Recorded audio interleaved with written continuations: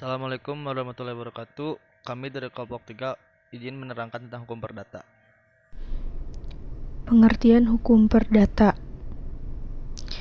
Hukum perdata adalah seperangkat hukum yang memuat peraturan-peraturan yang meliputi hubungan-hubungan hukum antara orang atau badan hukum yang satu dengan orang yang lainnya di dalam masyarakat dengan menitik beratkan kepada kepentingan seseorang.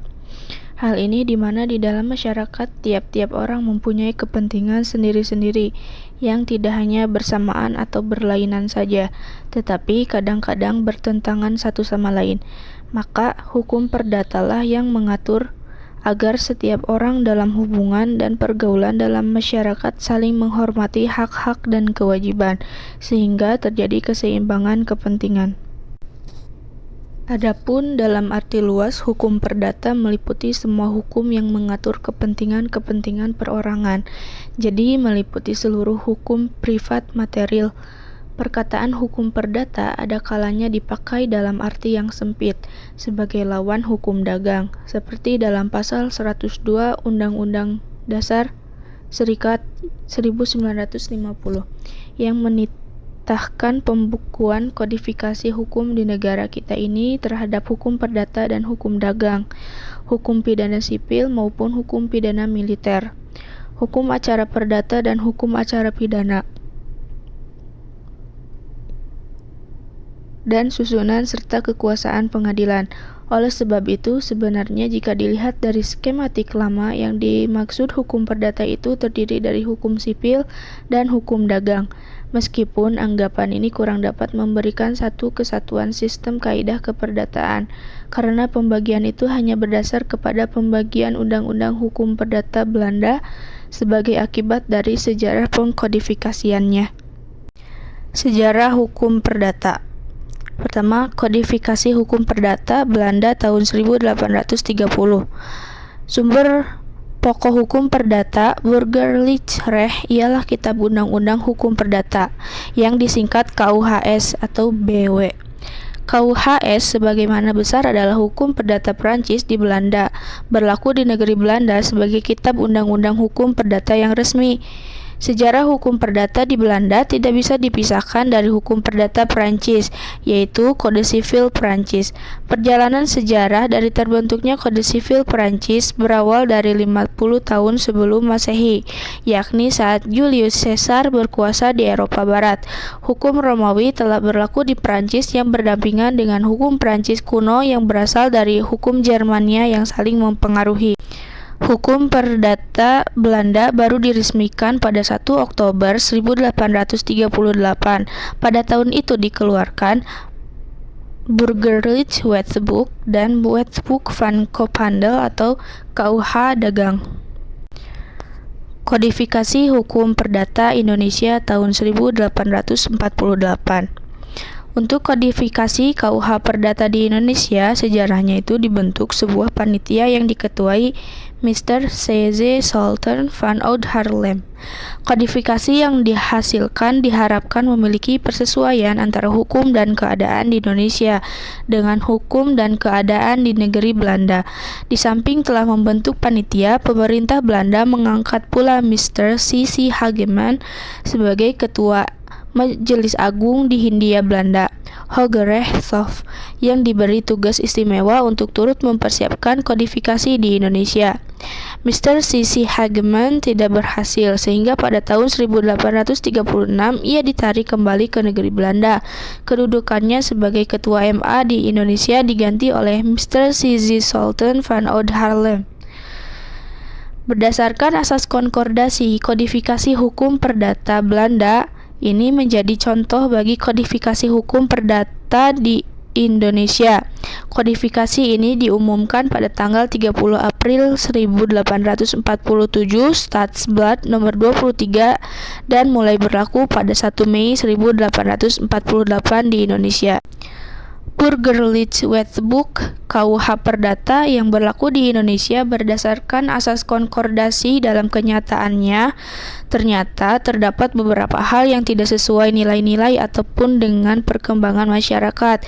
Karenanya hakim nantinya dalam menafsirkan pasal-pasal yang terdapat dalam BW tersebut harus mengedepankan keadilan. Selanjutnya dengan harapan semoga badan legislatif mampu membuat hukum perdata nasional yang mampu diterima oleh semua kalangan masyarakat, di mana Belanda sendiri sudah melakukan modernisasi terhadap Burgerlijk Wetboek lamanya.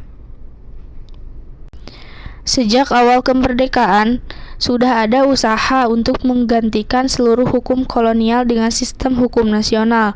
Namun kegagalan karena adanya perbedaan pandangan dalam melihat pembangunan hukum, yaitu apakah harus menggunakan hukum nasional dan membuang sama sekali hukum sisa peninggalan kolonial. Dan di lain pihak masih banyak yang menghendaki berlaku bersama-sama. Selain itu ada pandangan untuk menggunakan hukum adat sebagai hukum nasional. Namun dalam pembangunan hukum yang akan datang diharapkan tidak melupakan sejarah. Artinya asas-asas yang sudah sesuai tidak perlu dibuang. Adanya undang-undang tentang fidusia, undang-undang perkawinan yang baru, ataupun undang-undang tentang pengelolaan sumber daya alam dan banyak lainnya yang mengatur masalah perdata, maka peran dari KUH Perdata makin bisa dikurangi yang pada akhirnya akan hanya menjadi naskah akademik bukan lagi sebuah undang-undang yang harus ditaati oleh rakyat Indonesia. Materi selanjutnya ialah sistematika hukum perdata dalam KUH Perdata. Kitab Undang-Undang Hukum Perdata Indonesia terdiri dari 4 buku, yakni sebagai berikut. 1. Buku 1 berjudul Perihal Orang atau Pan Personen, memuat hukum perorangan dan hukum kekeluargaan. Yang kedua ada buku 2, berjudul Perihal Benda atau Van Zaken, memuat hukum benda dan hukum waris. Yang ketiga ada buku 3 berjudul Perihal Perikatan, memuat hukum harta kekayaan yang berhubungan dengan hak dan kewajiban yang berlaku bagi orang-orang atau pihak-pihak tertentu. Dan yang terakhir buku keempat berjudul Perihal Pembuktian dan Kadaluarsa, memuat perihal alat-alat pembuktian dan akibat-akibat lewat waktu terhadap hubungan-hubungan hukum. Hukum kekeluargaan dalam KUH Perdata Indonesia dimasukkan ke dalam bagian hukum tentang orang, karena hubungan hukum dan dalam keluarga memang berpengaruh terhadap kecakapan seseorang untuk memiliki serta menggunakan hak-haknya sebagai subjek hukum yang diatur dalam buku 1. Hukum waris dimasukkan ke dalam bagian tentang hukum benda karena hukum waris dianggap mengatur cara-cara untuk memperoleh hak-hak atas benda, seperti benda yang merupakan harta warisan yang ditinggalkan oleh seseorang. Penempatan buku 4 tentang pembuktian dan lewat waktu dalam KUH Perdata tidak tepat karena KUH Perdata pada dasarnya mengatur hukum perdata material, sedangkan pembuktian dan kadaluarsa merupakan bagian dari hukum acara perdata. Disinilah letak kelemahan sistematika hukum perdata dalam KUH Perdata di Indonesia, menurut Dalio tahun 2019. Yang selanjutnya adalah sistematika hukum perdata menurut ilmu pengetahuan.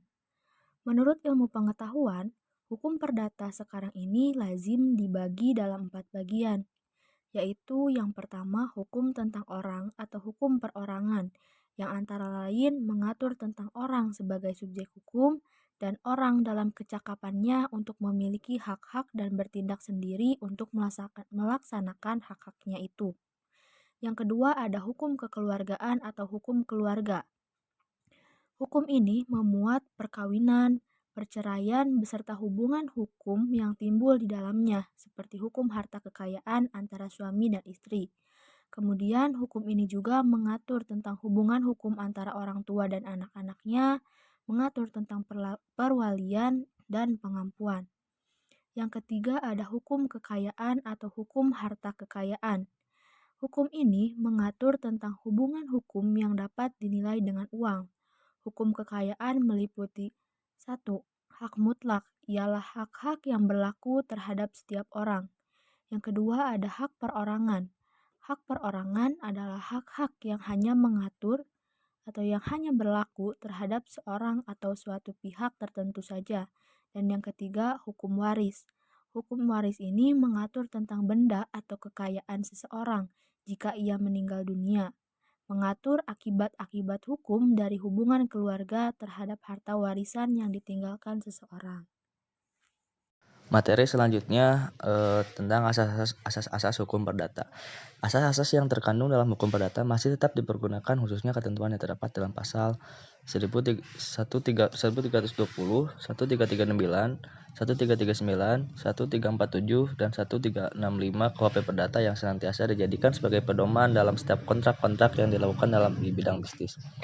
Beberapa asas yang terkandung dalam KUHP Perdata yang sangat penting dalam setiap perikatan adalah asas kebebasan berkontrak, yang berarti setiap orang bebas untuk mengadakan suatu perjanjian yang memenuhi syarat-syarat perjanjian macam mana apapun, sepanjang perjanjian itu dibuat secara sah dan beretikat baik serta tidak melanggar ketertiban umum. Asas konsensualisme, yaitu para pihak yang mengadakan perjanjian itu harus sepakat, setuju, atau sekata mengenai hal-hal yang pokok dalam perjanjian yang diadakan itu. Asas ini dalam salah satu syarat sahnya perjanjian menurut pasal 1320 KUHP Perdata.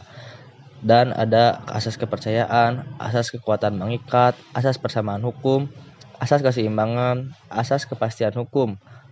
Yaitu pada dasarnya asas ini berkaitan dengan perjanjian atau kontrak yang dilakukan di antara individu. Dapat dikatakan juga bahwa hakim atau pihak ketiga harus menghormati substansi perjanjian yang dibuat oleh para pihak sebagaimana layak sebuah undang-undang. Dan ada juga asas moral, dan yang terakhir adalah asas kepatutan. Baik, selanjutnya adalah hukum acara perdata. Hukum acara perdata secara umum adalah peraturan hukum yang mengatur proses penyelesaian perkara-perkara melalui hakim atau pengadilan sejak diajukan gugatan, diperiksanya gugatan, diputusannya sengketa sampai pelaksanaan putusan akhir. Yang kedua adalah asas-asas hukum acara perdata. Yang pertama adalah hakim bersifat menunggu. Maksudnya bagaimana? Maksudnya ialah bahwa hakim bersifat menunggu datangnya tuntutan hak diajukan kepadanya. Kalau tidak ada tuntutan hak atau penuntut, maka tidak ada hakim. Yang kedua adalah hukum pasif. Hukum pasif yaitu hukum di dalam memeriksa perkara perdata bersikap pasif dalam arti bahwa ruang lingkup atau luas pokok sengketa yang diajukan kepada hakim untuk diperiksa pada asasnya ditentukan oleh para pihak yang berperkara dan bukan oleh hakim. Yang ketiga adalah sifatnya terbuka persidangan. Persidangan pemeriksaan di pengadilan pada asasnya adalah terbuka untuk umum, yang berarti bahwa setiap orang dibolehkan hadir dan mendengarkan pemeriksaan di persidangan. Tujuannya untuk apa? Yaitu untuk memberi perlindungan hak-hak asasi manusia dalam bidang peradilan, serta untuk lebih menjamin objektivitas peradilan dengan mempertanggungjawabkan pemeriksaan yang fair. Seperti pada pasal 19 ayat 1 dan 20 Undang-Undang Nomor 4 Tahun 2004 tentang kekuasaan dan kehakiman. Yang keempat adalah mendengar kedua belah pihak. Dalam pasal 5 ayat 1 Undang-Undang Nomor 4 Tahun 2004 mengandung arti bahwa di dalam hukum acara perdata yang berperkara harus sama-sama diperhatikan, berhak atau perlakuan yang sama dan adil, serta masing-masing harus diberi kesempatan untuk memberikan pendapatnya. Yang kelima adalah putusan harus disertai alasan-alasan. Semua putusan pengadilan harus memuat alasan-alasan putusan yang dijadikan dasar untuk mengadili.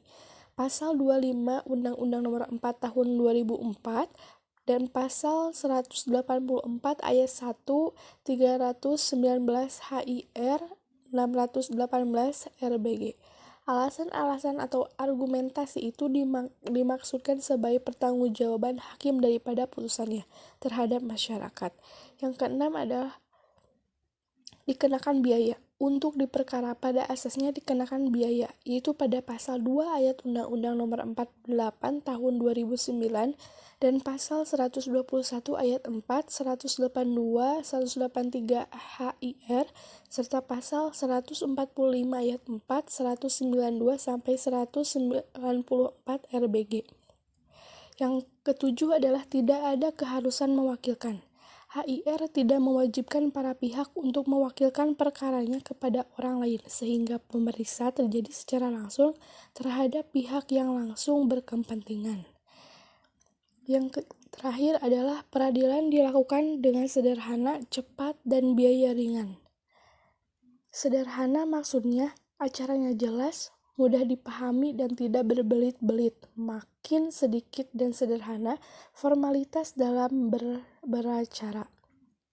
Cepat menunjukkan jalannya peradilan yang cepat dan proses penyelesaiannya tidak berlarut-larut. Baik, selanjutnya saya akan menjelaskan Terkadang mengenai harus pihak-pihak dilanjutkan yang oleh ahli berperkara warisnya. serta proses pelaksanaan acara perdata. Nah, pihak-pihak yang berperkara dalam hukum acara perdata ialah yang pertama pihak penggugat. Ialah atau dalam hal ini pihak penggugat adalah orang atau pihak yang merasa dirugikan haknya oleh orang atau pihak lain. Lalu yang kedua ada pihak tergugat, yaitu orang atau pihak yang dianggap telah merugikan hak orang atau pihak lain. Dan yang terakhir atau yang ketiga yaitu pihak turut tergugat, yaitu pihak yang tidak menguasai objek perkara tetapi terkait dengan putusan hakim. Adapun pelaksanaan hukum acara perdata, yang pertama ialah tahap persiapan, di mana pada tahap persiapan ini yaitu yang pertama pihak yang berperkara atau bersengketa, di mana dalam hal ini terdapat pihak penggugat ataupun pihak tergugat serta pihak turut tergugat. Lalu selanjutnya ialah pembuatan atau penyusunan surat gugatan, di mana pihak penggugat haruslah membuat atau menyusun surat gugatan. Lalu dalam hal ini berisi mengenai identitas para pihak, posita atau fundamentum petendi, serta tuntutan atau petitum. Nah, selanjutnya ada penandatanganan surat gugatan. Surat gugatan yang telah dibuat dan disusun oleh penggugat harus ditandatangani sendiri oleh penggugat atau kuasa hukumnya. Nah, lalu yang terakhir yaitu biaya perkara, di mana dalam mengajukan perkara harus dipersiapkan dan dibayar oleh penggugat atau melalui kuasa hukumnya, di mana pada hal ini yaitu biaya perkara atau gugatan, biaya peletakan sita jaminan, dan biaya pemeriksaan objek sengketa atau pemeriksaan setempat. Nah, selanjutnya yaitu tahap pengajuan dan pendaftaran surat gugatan, di mana surat gugatan yang telah ditandatangani oleh penggugat atau kuasa hukumnya dimasukkan untuk didaftarkan di Kepaniteraan Perdata Pengadilan Negeri. Nah, selanjutnya ada tahap persidangan, di mana ketua pengadilan negeri setelah membaca surat gugatan dan kelengkapan berkas lainnya menunjuk dan menetapkan majelis hakim yang akan memeriksa, mengadili dan memutus perkara yang bersangkutan. Selanjutnya yaitu sidang mediasi, di mana pada sidang mediasi ini yaitu cara penyelesaian sengketa melalui proses perundingan untuk memperoleh kesepakatan para pihak dengan dibantu oleh mediator. Nah, ataupun dalam prosedur mediasi ini diatur dalam Perma nomor 1 tahun 2008. Nah, selanjutnya yaitu sidang lanjutan dalam hal perdamaian tidak tercapai. Nah, apabila sidang mediasi ini tidak tercapai atau tidak dapat dileraikan, maka selanjutnya yaitu persidangan tanpa kehadiran tergugat. Nah, pada hari persidangan yang telah ditetapkan, baik tergugat atau para pihak tergugat tidak hadir tanpa alasan yang sah, maka persidangan tetap dilaksanakan.